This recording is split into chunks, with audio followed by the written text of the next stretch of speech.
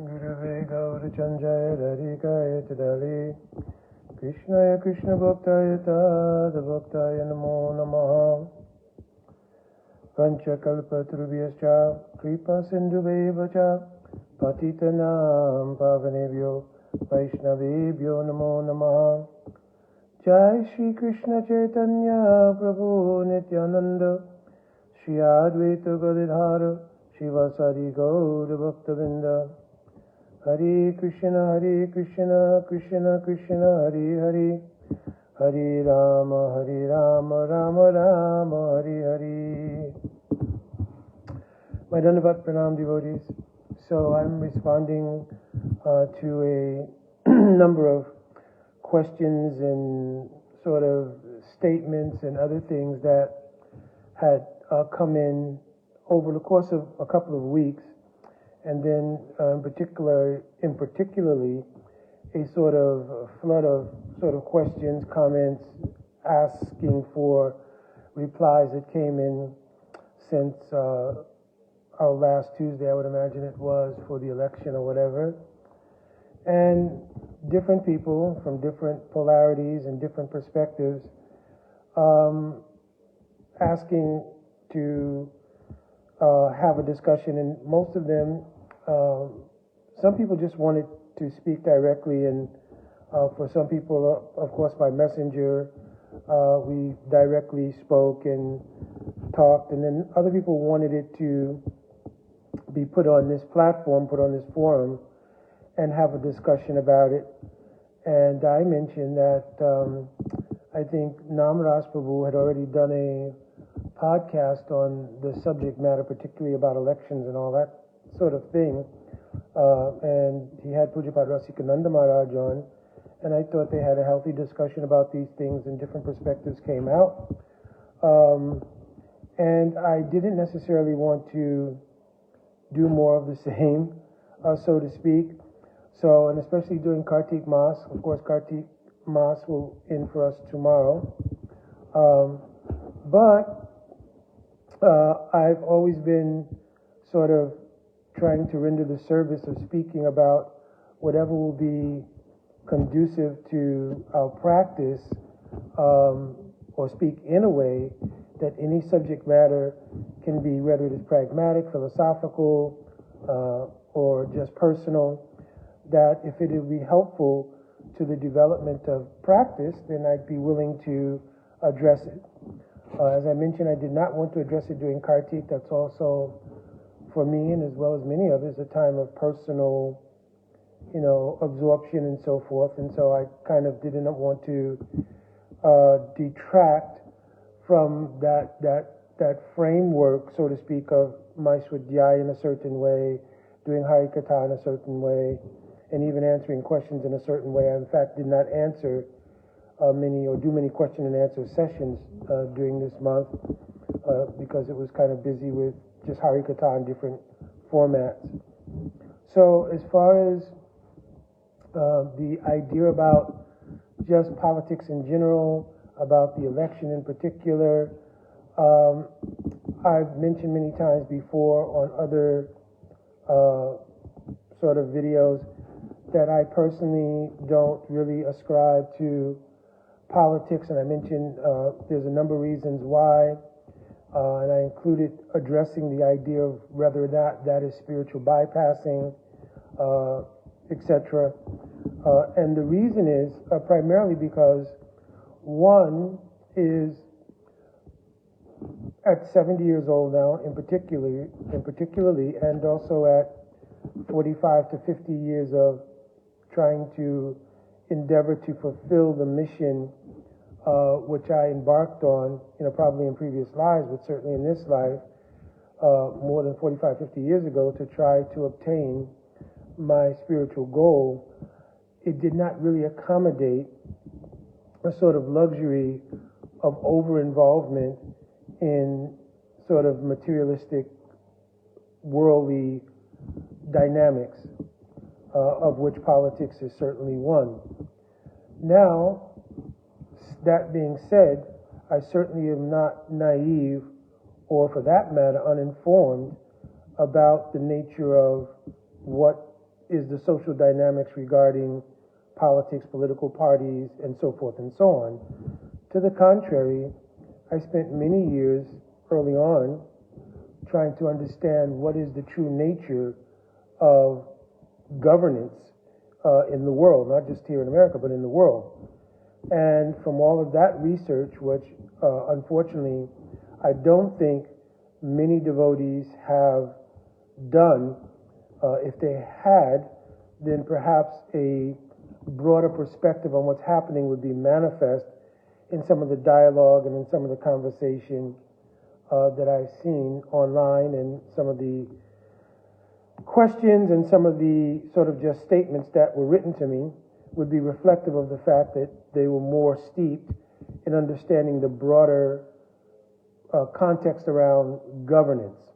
So just in short, and either you know or you don't know, there's only really two systems of governance, which may be, sort of piecemealed out and given different nomenclatures, but generally there's sovereignty and globalism.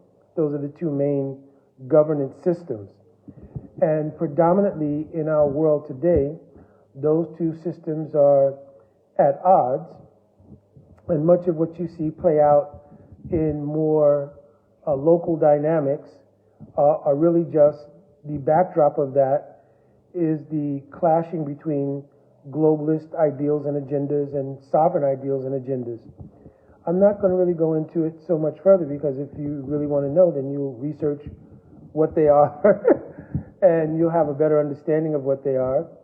But in terms of the entire system, with those two things as the backdrop, pretty much it still remains in the realm of material dynamics.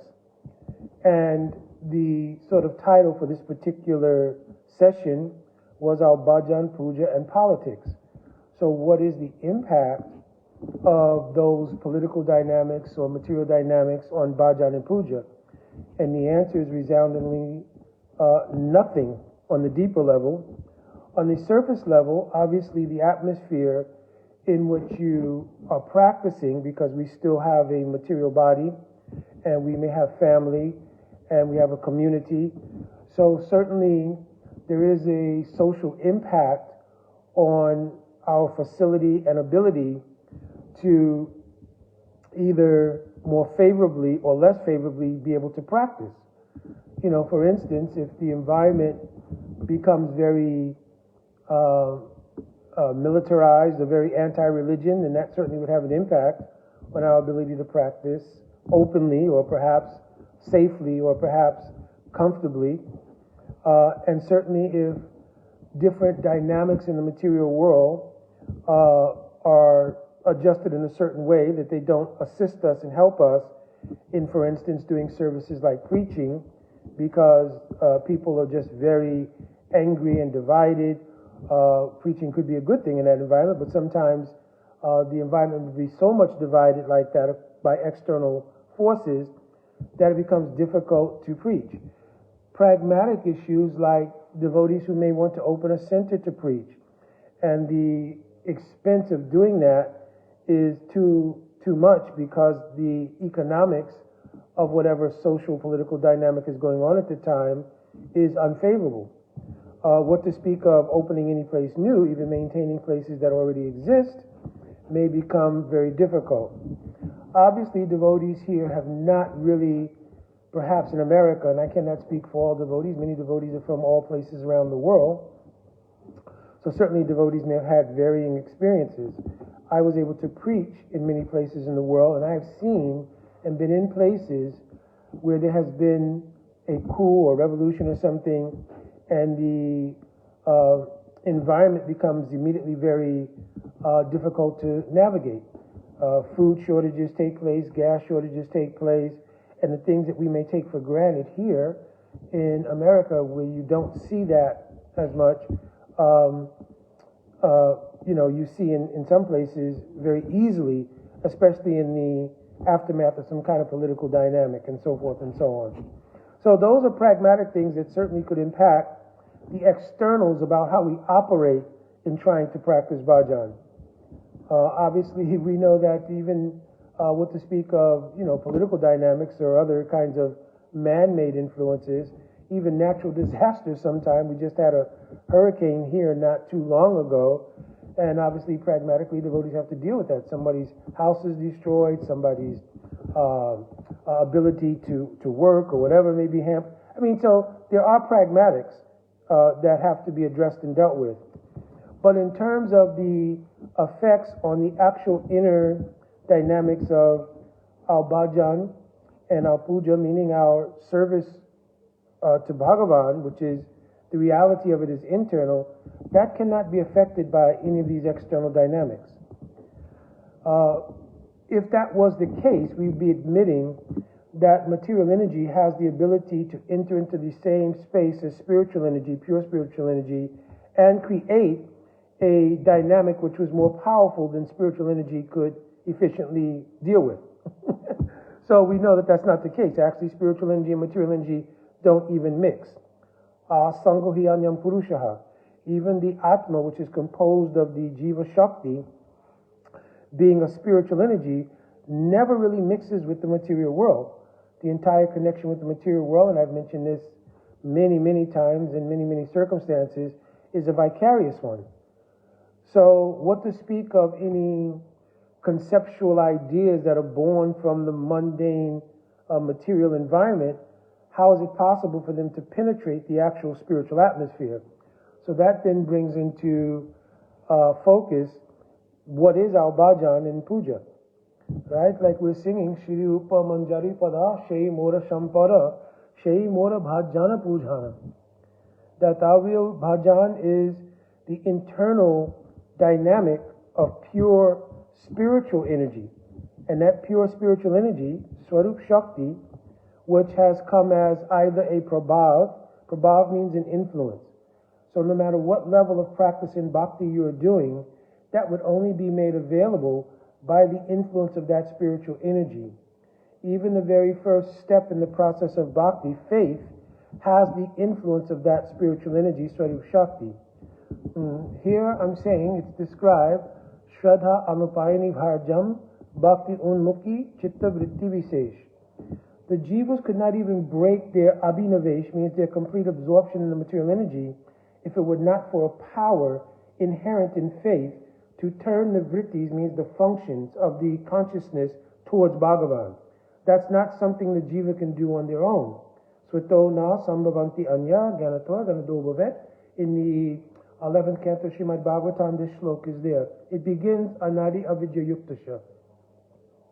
So faith even has the prabhav or influence of Swarup Shakti, giving it the potency to operate in our consciousness in such a way as to break our absorption in the material world and begin us on the path to functioning according to the actual nature of our consciousness, which is that we are a nitya, a Krishna das. Right? So the vrittis, or the functions of being a das of Krishna, that comes about just by the influence of faith imbued with the influence of Swarup Shakti. What to speak of when bhajan life becomes somewhat mature in the stages of Nishta Ruchi and then Ruchi going into a Shakti, right? What to speak of in the stage of Bhav, Avasht, meaning the stage of Bhav. Then the material influences have no dynamic there. There may be some residue from our karmic portfolio that is gradually taken away over the course of gradually moving from one iteration of bhakti to another. It gradually diminishes. All of this is discussed in the Madhurya Kandambini of Srila Vishwanath Chakravarti Thakurpad. But certainly my overarching point is that the material energy has no real influence on actual bhajan and puja. I already described the potential impacts on the pragmatic external things regarding the practice, but the actual internal practice and ultimately bhakti is an internal reality, not an external phenomenon. Right? Now, there are inherent dangers, however, in dealing with the socio-political dynamics in an inappropriate way. Sriman Mahaprabhu told Raghunath Das Goswami when he ran away from home and came to Mahaprabhu, Mahaprabhu told him you should return home. And you should be patient. Antara nishtakara bhaya lokya vyavyahar. So the word antaranishtakara means you should do internally in that sacred space of bhajan practice, be absorbed there, and baya lok means the external material world, vyavihar, deal with it appropriately and prudently. Once a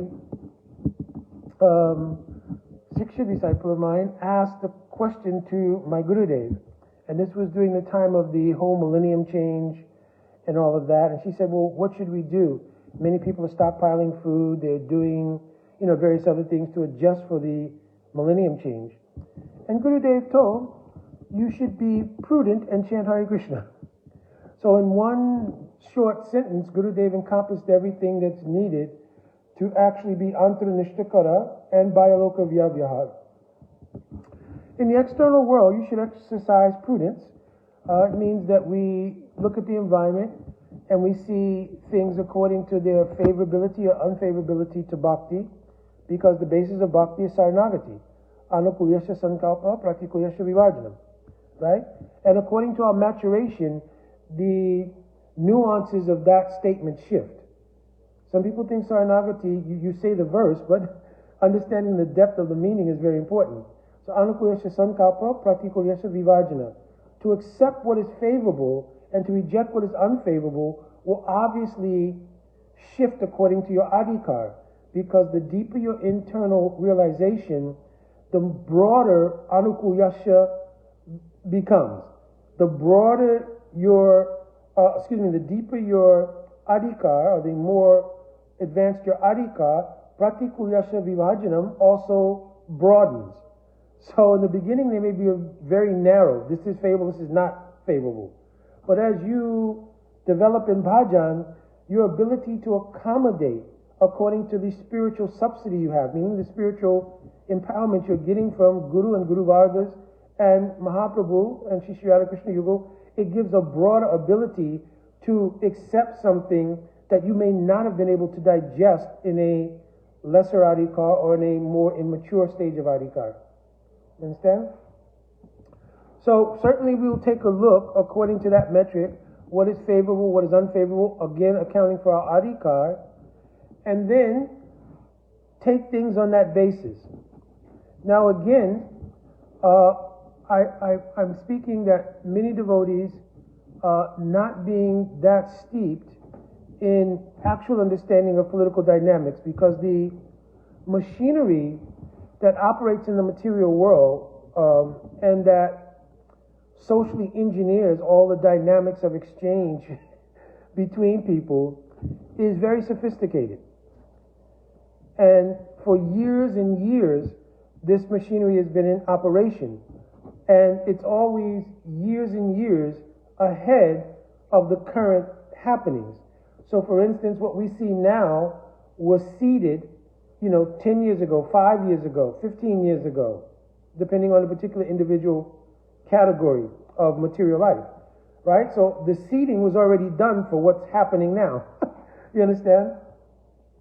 So unless you understand some of these dynamics, it becomes sometimes overwhelming, because we think things are happening in real time, that, I'll take the election just now as an example. We think all of this happened just last Tuesday. Everybody had to make a decision that they contemplated over a 4-year period of observation of one group versus another group. So that's a very highly socially engineered mindset. The seeding for all of these dynamics is generations, right? Even if you think about it, why they call different generations by different nomenclature. Generation Z, Generation X, I don't even know them all, but you understand? So they categorize by generation, because the social engineering dynamics are geared towards a particular generation that they're going to, from their, from their childhood development all the way up to their adult life, there's sort of a socially engineered platform for what this generation will be like, what they will like, what kind of music they will like, what kind of social dynamics they will have, how much sort of mental expanse. And what I mean by mental expanse is how much can they accommodate that would be fed to them and digested and accepted. So you can see, practically speaking, for instance, the degree of things and the nature of things that have been fed in this in this generation. Let me take another example first, because it may be more easily digestible. Now, maybe not so for people if they're younger. Of course, I'm 70 years old again at this point. But I can remember what it was to, looking back into my parents' generation, maybe, that a lady wearing a skirt just up to the knee or a little above the knee was provocative, so to speak. I'm just giving a generalization here. In our generation, you know, we experienced everything from, I guess, what I can't remember the name, they were short shorts or hottie pants or something like that, or mini skirts, etc. So the whole social dynamic of what was acceptable as exposure and sexual freedom, etc., shifted drastically from perhaps the 40s, 50s to the 60s, right? Because there was certainly a revolutionary period in the 60s of free love and all these different things. And then into the 70s, 80s, 90s, etc., it progressed. And now we're in a stage where the expressions even of sexuality are given to this generation in a dynamic where you can subjectively identify with a particular gender. So I'm pointing that out. I'm not critiquing or anything here. I'm just pointing out the socially engineered dynamics that take place over a period of time. And when this social engineering takes place, it implants in people who become overly involved in it a particular mindset, and that's the ideal of social engineering. People want to be able to, and people, I mean those in wealth and influence and who control resources and who map out these, generational plans. They want to be ahead of the game. They don't want to be guessing from one generation to another, oh, what can we do now to keep everything and everyone under control? So the social engineering plans are generationally done. And again, this mental expanse, what we can feed people and what they will accept, becomes important. So I just mentioned, if you can, for instance, bring things to a level which, of course, back in the 50s, 40s, we would have never heard of these things. Not that they did not exist. We did not hear of them. And it wasn't until like the 60s or something with Kinsey and Money, or whatever his name is, that these ideas became popular even in academia and then in practice, because they were the first to sort of have a transgender surgery or something done to a family, because they were psychologists, Kinsey and Money. And the whole idea entered into academia as a possibility of study and so forth and so on. But my point here is that the social engineering dynamic has created the mental expanse where, okay, in the society, it's normative. You understand? So when that happens, when you get complete control of what is acceptable, very happy to see you. So when you get the populace as a whole in that space, where you could, for instance, create a debate about whether or not subjective experience can override objective presentation. And what I mean by that is somebody, and this is not something that's obviously brand new, this has been here from time without beginning, right? That someone can have the subjective experience that I'm a male or female, but have a male or female presentation that's opposite of their subjective experience, right? But when the social engineering says, let's make that a dynamic that will normalize in the sense that everyone should look at it and say, okay, this is what it is. And regardless of your own subjective, objective experiences, they should be subdued or become subservient to the socially engineered presentation. Because I'm giving the example. The trans community comprises maybe a fraction of a % of the entire population. So the issue, however, magnified by media, has made it appear that every other person could possibly be transgender. You understand? So rather than dealing with people on a one-on-one basis according to their own unique karmic package, we are now almost given a mandate by social engineering again. This is the norm, and if you don't accept it, then you're wrong. Or you're phobic, hateful, or whatever else. You understand? So I'm not pointing out these things to point out the particular issue, but to point out how social engineering works. Right? Even on a more benign level, you can listen to a TV commercial. Things go better with Coke. That's something I heard from practically the time I was able to digest anything from TV. Things go better with Coke, because it was an advertisement. The entire advertising industry is based on its ability to communicate a socially engineered message. Mass media is built to transmit socially engineered messages. You understand?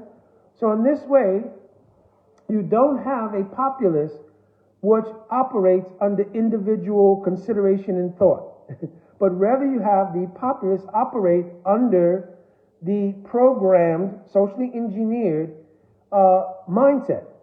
And that's the whole ideal. You understand? So when that becomes successful, then people fall into the categorical divisions that have been arranged by that socially engineered process. You understand? Because even to think that a person is hateful, or phobic, simply because a person has a subjective experience and an objective experience, right, which is opposite, or even more, to then suggest that that person, their experience is more important or more valuable than someone else's experience. Like someone else, obviously their subjective and objective experiences are aligned, and they may not be able to say, well, I see you objectively as a female or as a male. However you may subjectively however you may subjectively feel, no one can take that away from you, but you similarly can't take away the objective experience that people are having. You can't just override that. And the mental expanse that I'm talking about is social engineering's way of forcing you to override your own experiences in lieu of what's given to you by social engineering. So it's a very deep psychological sort of operation, so to speak, on the society at large. The wonderful thing about spiritual life in general, and bhakti in particular, because bhakti's potency to bring out the actual nature of the Atma and the real nature of consciousness and spirituality is so much more potent. It's just like medicines have different degree of potency. So there are many spiritual traditions, and they're valid spiritual traditions, but the efficacy and potency may vary according to time, place, circumstances, etc. That's why bhakti comes in the category of sanatana dharma. Because sanatana means something that is permanent and continuous. You understand? So the efficacy and potency of bhakti, having come from directly the own energy of Bhagavan himself, because bhakti is actually a Shakti of Srimati Radharani. It's directly Krishna's own Shakti. So once one comes in contact with that element, that's the pinnacle. There is nothing else beyond that. You understand? Krishna is told in Bhagavad Gita that there's no truth superior to me, and the ultimate truth of Krishna is that his power is Srimati Radharani.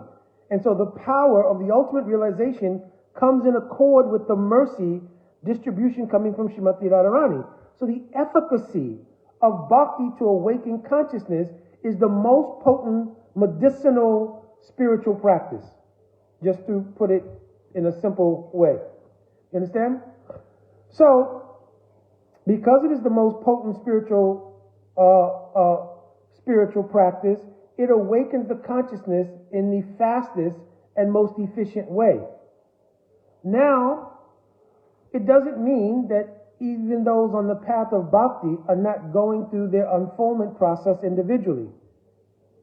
And because of that, many devotees may still have some link to their identification mechanism in the particular karmic iteration they're in. In other words, put simply, a lot of devotees still identify with the false egoism of whatever culture, race, creed, not creed, but culture, race, social dynamic that they have come from.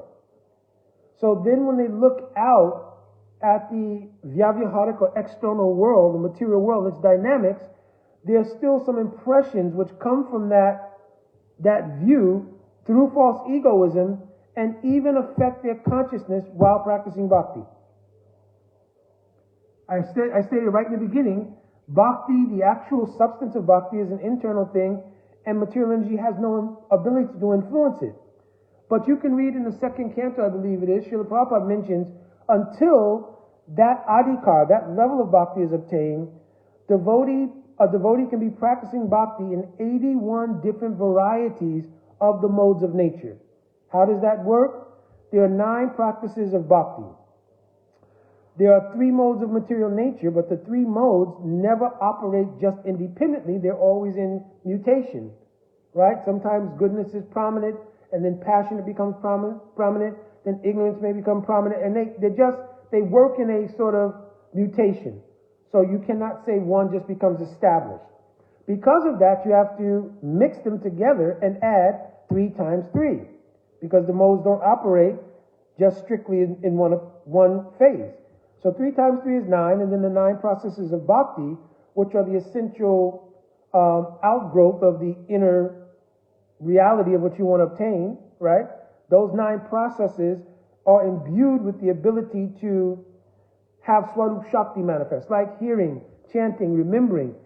There's no meaning to those words unless they're imbued with the spiritual energy called Swarup Shakti.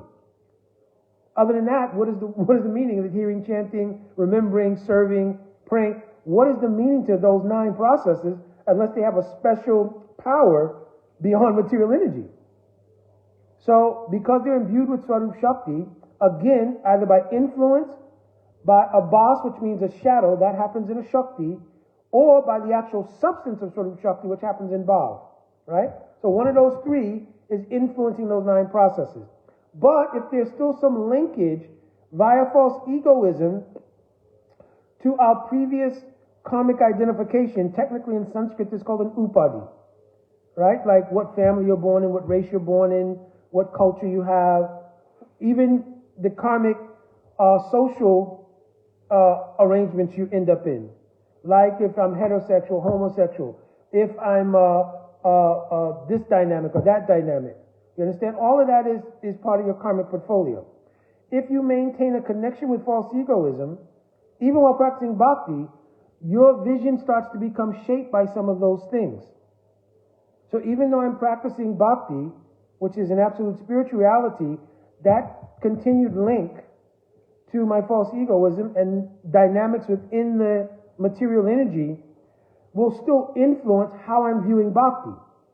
And the reason I'm bringing this up, to bring things to some kind of point, is that many of the questions that I received and many of the statements I received and even some of the dynamics I've seen online of exchanges between Vaishnavas around these socio-political issues has been very extreme in some cases, to the point where there may be aparad.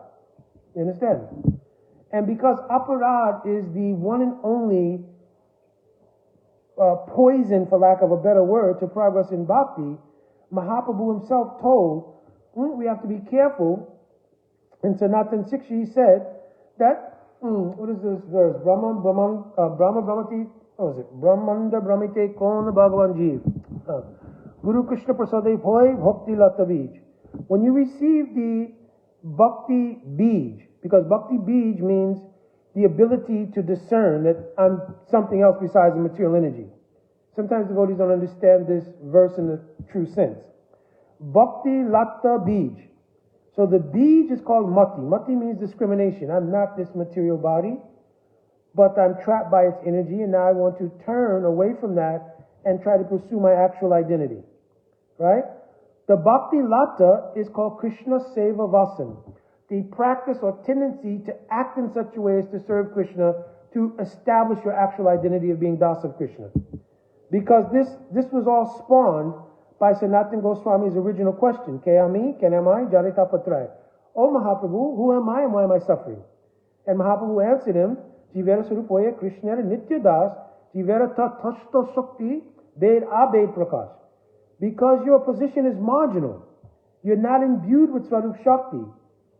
And therefore, your position is that you can be influenced by the material energy. You can never become part of it, but you can be influenced by the material energy. Or you can acquire the natural, organic nature that's part of the soul when it completely binds with spiritual energy called Swarup Shakti. Unlike the material energy, the soul never binds to it. But to the spiritual energy, when you come to Bhav, the exact thing that happens is that the Atma binds directly to Swarup Shakti. You understand? So the only thing that can hinder that process, Mahaprabhu then went on to tell, is the mad elephant offense, right, called a Vaishnav Aparad. And this Vaishnav Aparad takes place in different ways. Hanti, Nindanti, Vaidweshti, Grujite, Naharshanam Darshane, right? So to harm a Vaishnav physically, Nindati, to blaspheme one, a Vaishnava Nandati, to fail to welcome a Vaishnav and offer to please them, right? Vaishnava Nandati, Krujate, to become angry, Vaidweshti, to maintain envy towards a Vaishnav for any reason. And then Naharshanam Darshane, to be unhappy to see Vaishnav, virtually or physically. You understand? So these things constitute aparad. So if we allow the external dynamics of the material world linked to it by false egoism and then the particular karmic upadi we have, allow that to come into the mid-arena, it's called. Mid-arena means that area where you haven't quite reached adhikar of realization deeply, and you're in process to becoming more steeped and progressed in bhakti, but in that mid-space you allow those still lingering material elements to come in, and then they are triggered or stimulated by some dynamic in the material world, like this election or whatever it might be, and therefore you end up, based on your alliance from your karmic portfolio, how you envision yourself and you align with one group or another, and then you offend a Vaishnava, a Vaishnavi, that becomes problematic. Understand? That becomes problematic in the continued process in bhakti. And because the internet is such a thing that it only takes a few keystrokes, right? Many times people just bypass the idea of what the ramifications are and go ahead and just type in something. So even what's come across my feed that I've seen that has that kind of energy, I've always addressed it to keep the aparad away from my bhajan life. In Kartik Mas, there was none. I wasn't dealing with Facebook at all or any of this, right? But, unless it was for posting actual Harikatha things, right? But, whenever I've seen it across my feed, I will address it in a way to broaden the perspective on both sides, so that there's a clear understanding of what's going on. Because in reality, our perspective on the whole dynamic is already, if you're practicing Vaishnava, is already shaped. Because in Vaishnavism, we do not believe in a separation of our spiritual life from our material life. We believe in a synthesis. Because the separation of the two creates an ideal environment for hypocrisy. You cannot say, I have the ideal that I believe in the absolute truth, that there's a God, but I can also accommodate if people don't believe there's a God. What I mean by accommodation here is, you also say, well, that's equally valid. No, it's not equally valid, though it may be where that person is. Where that person is not a reason to have hatred or phobia, but that's where that person is, if they say they don't believe in God. Now, in exchange, you can render service to try to explain how there is God, and if that's not digestible, then for those in the position of maturation in bhakti, for things are given, Prema, Maitri, Kripa, Upeksha. So, of course, you should have developed love for Bhagavan yourself, right? And here Jiva Goswami specifies, this means like at least coming to the stage of Ruchi, right? Maitri, you should have friendship with devotees. Balisha means innocent persons, then you should show Kripa, mercy. And to those who are extremely adverse to the principle of bhakti, where they may commit aparad, which will hinder their future ability to practice bhakti, upeksha means you should be, upeksha means neglect, but here neglect means you should give them the space and not create the potentiality for them to commit aparad to yourself, to our Guru Parampara, etc., etc. You understand? So we can operate on that basis with the social dynamic, which is not maybe geared towards spiritual life. You understand? So you can show upeksha. If you have very high, like our Srila Prabhupada, my Guru Pada Padma, many other high class of Vaishnavas, if you have Shakti, very high class, then even those who are atheists, Prahalad Maharaj, he was unable to convince his father Hiranyakasipu, but he endeavored because his Shakti is of a different nature. Our Srila Prabhupada came and spoke to many armies of Jagai and Madais and atheists and so forth and so on. His Shakti was of a certain caliber. So we'll have to assess our own adhikar and act accordingly. But when it's not possible to, in a way that doesn't negatively affect their future ability to practice bhakti, you can have dialogue, then that's very, very wonderful.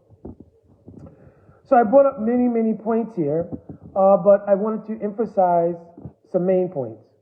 One is that our bhajan and puja, our sadhana, cannot truly be affected by any social dynamics, politically or otherwise.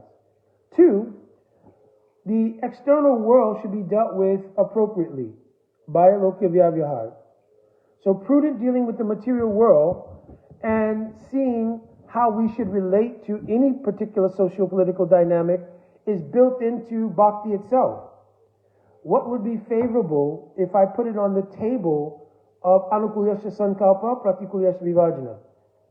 If I took a particular issue and I put that on the table of what is favorable to bhakti and what is unfavorable to bhakti, is this issue favorable or unfavorable? So automatically that weeding process is built into bhakti. So we need not take, unless we're going to again extend ourselves into that false egoistic circle from which we're trying to leave, and take up the upadi of our karma, our particular karmic iteration, start identifying with subgroups and socially engineered groups in the material energy, and look at it from that perspective. If we're going to do that, then our vision is going to be shaped by that, and we're going to come back into the arena of Vaishnavas, that mid-arena, because it can't touch the actual spiritual arena, and we're going to argue and put forth our case from that perspective. But if you really are deeply immersed in the idea that I'm trying to obtain bhakti, the built-in safeguard of how I will take perspective on any particular political, social dynamics is built into bhakti itself. Something is favorable, unfavorable to bhakti, period. You understand? So again, hopefully this is making sense, right? Because I'm trying to, at the same time, not engender a... I talked to Mukunda. Mukunda said this. And this was, so I'm not trying to do that. But I'm not also at all, don't think in the least degree, pushing back on the lack of accommodation of things that are unfavorable to bhakti or things that are favorable to bhakti. Just like, I'm just going to give an issue. If there's an issue that we should have God in the schools, well, socially, that could be looked at in so many ways. Well, no, because then, this will be like this will be like that. But my feeling would be absolutely according to the principles of bhakti, yes. Yes. If we look in Srimad Bhagavatam or any of our Vedic Sastra, the idea of Gurukul was there. And a Gurukul means the house or place of the Guru. And the Guru would teach knowledge that was both external knowledge and internal knowledge. Because that's how you shape a human being. If you shape human beings only based on the externals of existence, and they have no knowledge about the soul or the reality of their own existence, how is that a whole education? The Latin word educare means to bring out what is within. That's the meaning of the word. Education, educare, to bring out that which is within, which means you have to start at the root of who we are, which is the soul. So how can you divorce that from education? And if the least application of that is to introduce religious study in school, and I don't think, and here's one of the things that pops up in terms of arguments about it, well, then it would be dominated by one particular religion. Well, it doesn't have to be. Case can be made that it should be, in a diverse country, it should be made diverse. so people can have, let's take one sliver of that whole idea and say just in school, we used to have school prayer. I can remember living through part of that, right? But now if you don't want to openly have school prayer for one religious group, you can have 5 minutes or 2 minutes of everybody to do whatever it is they do before they begin their school day. So those whose home environment nourishes spirituality even in a particular way, they can take shelter of that before they begin doing educare, trying to bring out their best self through educating themselves in the externals of life. They can bring that out in 1 minute, 2 minutes, 3 minutes, or whatever it is, of meditation and acknowledgement of that reality for them. Just like devotees can sit there and chant Hare Krishna for 1 minute. Now, probably it should be done inwardly, so everybody has the benefit of not being imposed upon, but this is what I'm talking about. So what shapes that should be something that's okay? Is that favorable to bhakti or not favorable to bhakti? That we should try to inspire realization of the soul. So that's a no-brainer. Do you understand? So the only argument against that could be if I link up with a social dynamic, well, I don't know, because some people are atheists and it may be imposing. No, well, if you're atheist, you just don't do anything. You still have 2 or 3 minutes. You can have 2 or 3 minutes to contemplate that everything came from nothing. Whatever you want to do. You understand? And that is not inherently disparaging, phobic, or hateful to give people the accommodation and respect of their own inner reality. And the inner realities for children are primarily shaped by what happens at home. Now, unfortunately, and I don't want to go much further into this, but maybe I'll bring up this one other point. Unfortunately, we're now living in an environment where the essential core values are being designed in such a way, and again, this is a socially engineered thing. It's not something that's just random or spontaneous, is that the core values of children are being shaped by the school system itself. You understand? So whatever the agenda of those who are the overseers of material education are, just like Sunda and Amarka were running the school for Hiranyakasipu, if that becomes the nature of who controls the formative years of our child's development, that's problematic. Because the formation of the child's character is done at home. The education of the child for pragmatic existence is done in school. So if you see, for instance, that those things of reading, writing, math, and so forth are failing, but the ideologies about, whether or not, you're 5 or 6 years old, how you feel about sexuality, I think we could put that in the category that's not favorable to bhakti. Again, unless you link up with something in your karmic portfolio that puts you in a particular sociological group that's related to that, then it's easy to see objectively that no matter who the child is, whatever dynamic you may be having in terms of how you want to raise your child, that's something that comes out of your home, right? Not where we all need education to take place. So it should be born, the character shaping, all these, that should happen at home with parent and child, not in the system that's supposed to provide the means by which a child will carry out a successful existence in the material dynamic, right? So if you can't read and write, but you're very, steeped on, sociological politics, gender studies, racial dynamics, so forth and so on, yeah. So we can see policy-wise what may be favorable to bhakti, what may not be favorable to bhakti. Because all of those things that I mentioned, whether it's regarding sexuality, whether it's regarding sociological issues, that can also be done with the parents at home. And that way, it's also shaped, at least in the formative years of the child, through the prism of their particular spiritual experience of that parent. Or the set of parents. That's a whole other issue. I'm not trying to deal with, right? One issue after another starts to come up, like the breaking of the nuclear family and all these things. Anyway, but my original point, and I'm going to leave it here, is that we can easily see things if you put them on the table objectively. Objectively. Now, some people may say, well, Mukunda, you're speaking objectively, but you're speaking also simultaneously very subjectively, right? No, I'm saying if you put something on the table as far as those who are practicing bhakti is concerned, and you objectively, from the standpoint of being a devotee, in regards to the standards of bhakti, is this favorable or unfavorable, then you have your whole metric for how you will see things in regards to the material world. So that's the long story short. If you put anything on the table and look at it through the prism of bhakti, which is our objective standard, then you'll see if this is favorable or not favorable according to that metric. So then there'd be no reason for devotees to be debating what is good or bad, or who's good or bad, etc. That is symptomatic of the social engineering.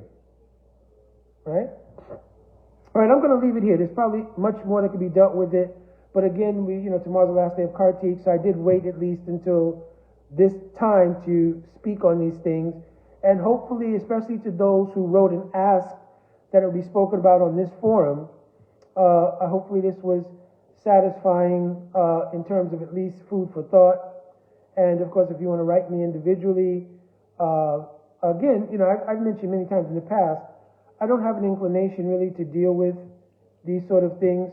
The very common saying, life is short, and our duty in life is to try to obtain self-realization.